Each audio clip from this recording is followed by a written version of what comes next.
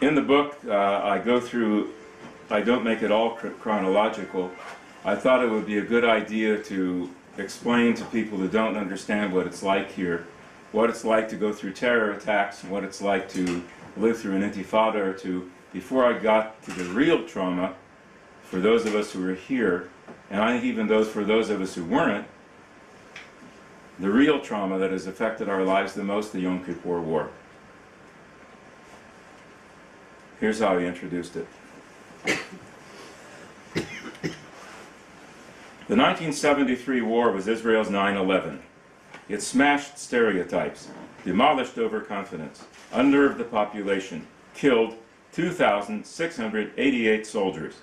It was even worse than 9/11.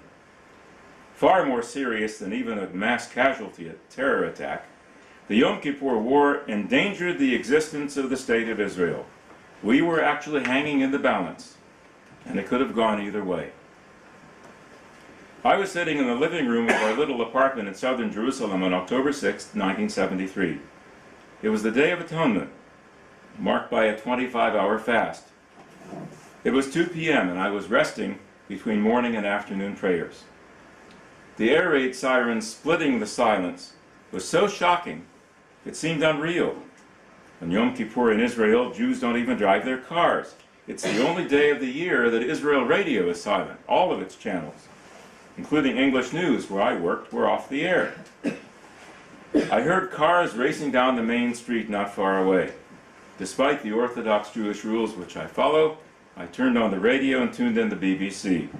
I heard that Egypt and Syria were in the process of invading Israel, a surprise attack on the holiest day of the Jewish calendar. I knew what I had to do. At age 26, I'd already been a radio journalist for nearly a decade. I grabbed my briefcase full of recording equipment and headed for the front door. In the hall, I turned around and looked at my wife. We'd been married just 6 months. I looked at her, and I had the awful feeling that I might not ever see her again. This was war. This might be the end.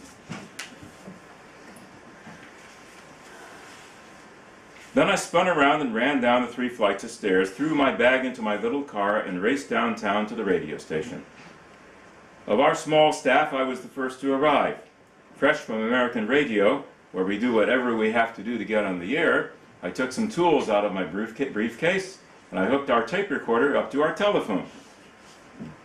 That's so we could record the reports from the field. In normal times, that would have set off a strike by Israel radio technicians. Union rules dictated we must reserve a recording studio and do all the technical work there. But this was war. No time for rules. Half our staff was drafted into the Army. 2 of our veteran reporters raced to the 2 fronts. That left the boss, 2 reporters, and 2 announcers, including me. And suddenly, instead of 3 broadcasts a day, we had 18. We were on the air locally and on shortwave radio. Remember what that is? Around the clock. We worked 8 hours on, 8 hours off, around the clock, 7 days a week, writing news, translating scripts from the Hebrew news department, recording and editing reports from our guys in the field, going live on the air, all through the war and for some time afterward. So there I was, less than 2 years in the country, broadcasting devastating news of the Yom Kippur War to the whole world, then driving through a blacked-out Jerusalem for a bit of sleep, aware of the possibility that I might be covering my own funeral. It was a world away from reporting news conferences in Indiana.